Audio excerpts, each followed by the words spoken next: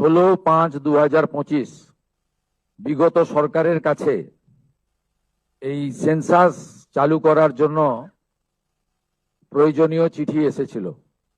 আমি ইস্যুটাকে পলিটিসাইজ করব না। It's a great unfortunate that the then state government did not responded. Bharat সরকারের এই চিঠিকে কোনো রেসপন্স করেননি এবং এটা একটি কনস্টিটিউশনাল অব্লিগেশন এবং ম্যান্ডেটারি সেন্সাস। এর সঙ্গে পলিটিক্সের কোনো সম্পর্ক নেই, এর সঙ্গে কোনো কাস্ট ক্রিড কিছুর সম্পর্ক নেই। সবাইকে অনুরোধ করব যে এই যে প্রক্রিয়া চলবে আমাদের 1 আগস্ট থেকে ফেব্রুয়ারির এন্ডের মিডনাইট অবধি, এই পুরো প্রক্রিয়াতে সবাই মিলে এটাতে অংশগ্রহণ করবেন, কোঅপারেশন করবেন।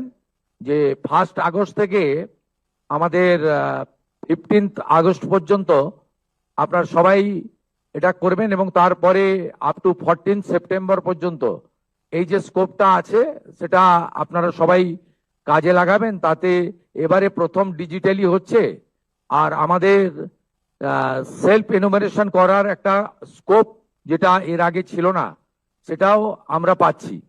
আমি এই সেন্সাসের সকলের অংশগ্রহণ, পার্টিসিপেশন এবং আপনাদের সবার সহযোগিতা প্রার্থনা করব, কারণ এটি অত্যন্ত গুরুত্বপূর্ণ এবং বিশেষ করে আমাদের এই রাজ্যে সেন্সাসের ডাটা খুব important.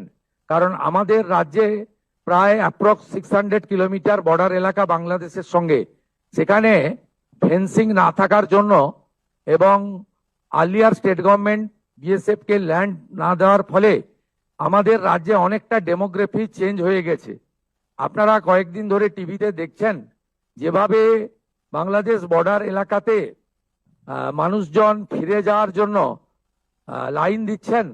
They are not Indian এবং এদের নাম সেন্সাসে আসতে গেলে যে যে তথ্য বা ডকুমেন্ট লাগবে সেগুলো ওরা দিতে পারবে না।